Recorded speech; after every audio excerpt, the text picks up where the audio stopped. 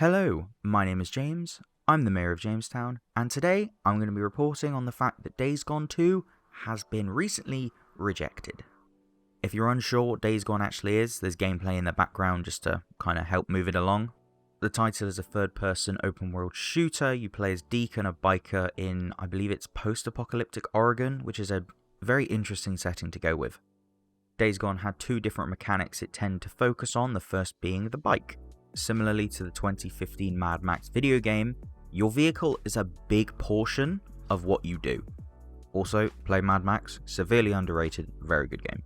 Going back to my main point, the bike is very important to what you do. You need to make sure it's filled, you need to make sure it's not damaged. It's your main traversal. You can't fast travel or save unless you're near it.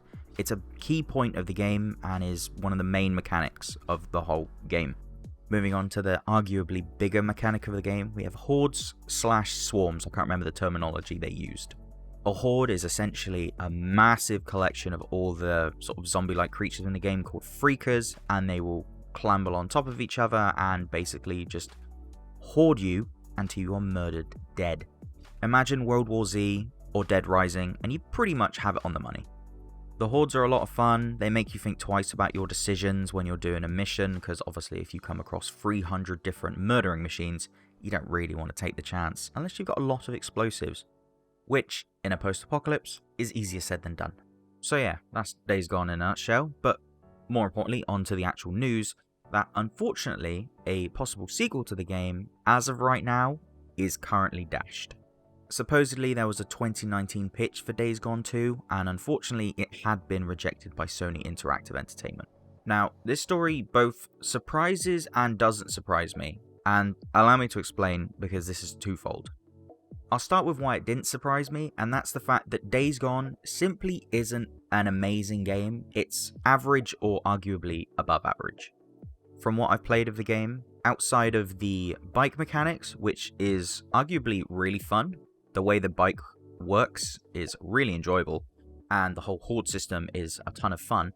But outside of that, it is an open world game that so far comes off very linear. I always know exactly where I need to go, and there isn't much in the form of exploration. I don't know if it's just because I've not progressed much in the game, but I always feel like as soon as I've finished a mission, I'm just waiting for the game to be like, okay, I'll load up this next mission, go to it, get that done, and then we'll do it again until we're finished. Yeah, there are Nero checkpoints every now and again for me to do, but other than that, I don't see myself ever exploring. Am I having fun? Arguable. Am I bored? No, not necessarily. I can keep playing the game without feeling as if I'm hitting a wall of just sheer boredom. But in my eyes, that's not the sign of a good game. The story didn't have me engaged. So far, I really don't care about any of the characters whatsoever. And while the world and setting is interesting, it is still just a post-apocalypse in the open world genre. It doesn't do anything amazing. It doesn't do anything badly. It's just average, which arguably is worse than being bad. This is why Days Gone getting a sequel didn't surprise me. It wasn't a breakout hit like something like God of War. God of War was incredible, and everyone is waiting for a sequel to that game. Days Gone was an interesting idea that sadly fell flat in terms of execution and wasn't that interesting from the offset. So it'd be unsurprising to see a fairly average game end up getting a sequel. But then, here's the surprising part. The game sold really well. If I'm not mistaken, Days Gone was, I believe, one of the best-selling PlayStation 4 games of 2019, which absolutely took me by surprise. I had no idea. Unfortunately, so was Anthem, but we don't talk about that game anymore. Before I started this video, I was going into the fact that Days Gone wasn't getting a sequel because the first one just wasn't good enough to deserve one, and probably didn't sell as well.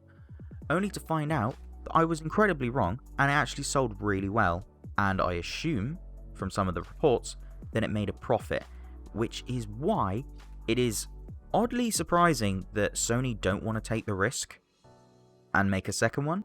But then, saying that makes the point oh so very clear. Days Gone 2 would be considered a risk. Look at some of the Sony exclusive sequels that we're actually getting. God of War Ragnarok, everyone and their mum is waiting for that game. Horizon Zero Dawn, can't remember the new subtitle, everyone and their mum is waiting for that game. These are games everyone knows is gonna sell. Most importantly, Sony knows they are gonna sell really well. Everyone who owns a PlayStation wants these games. Now for Sony, this is a win-win. Regardless of whether the games are going to be incredible, average, or terrible, their week 1 sales are going to be absolutely astonishing, and they are more than going to make their money back on these titles. So, hypothetically, if they're going to make so much money off of their safe bets, why would they bother taking the risk on something like Days Gone? I know a few places and people right now are making the argument that Sony should really be taking risks with their games right now, and honestly, they're right. By taking those risks, they might come across a new God of War, they might come across a new Horizon Zero Dawn, they might come across a new Uncharted or Bloodborne. By taking these risks, they may end up being the exclusive owners to an incredible new IP. From a business perspective, unfortunately what Sony is doing makes perfectly sense. Why would they invest into a risky venture like Days Gone 2 when they can invest into a new God of War game that they know is going to sell and sell really well? Why take the risky investment when a solid one that is definitely going to give you a positive return is there on the table? It just makes sense. Unfortunately for the games industry though, this sucks. It means that developers don't get the chance to give their ideas a real try unless they go fully indie, which is good for small projects, but for large projects it requires a ton of backing because developing games is super bloody expensive. For players and gamers though, it means you're going to be stuck with the same tried and tested formula until it gets absolutely wringed out into a bucket ad nauseum. For instance, I'm sick of every game either being a Souls-like or an open world shooter.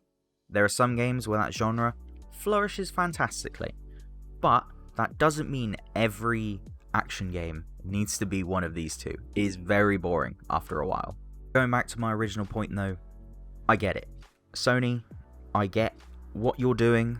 Monetarily, it makes sense, and you're a business. You need to do what keeps your business flourishing.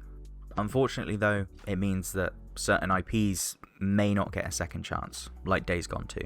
The game may have been able to improve heavily on everything that the first one didn't do great or didn't do well, or they may have been able to improve immensely on what they already did do well. That would have been fantastic.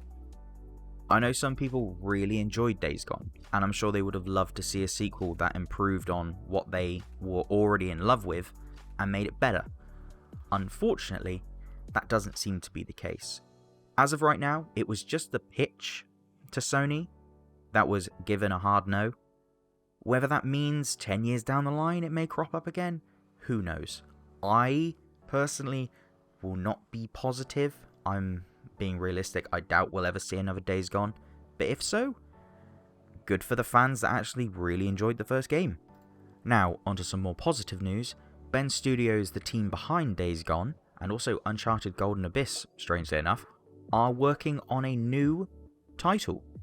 As of right now, there's no news on what in the bloody hell it could be, but I'm glad the developers were given the chance to work on something else without being absorbed into Naughty Dog, as many reports were worried about happening. For now though, that's about all I can really report on. Be sure to like, comment and subscribe, all of that goodness. I've been James, the Mayor of Jamestown, and until next time, goodbye.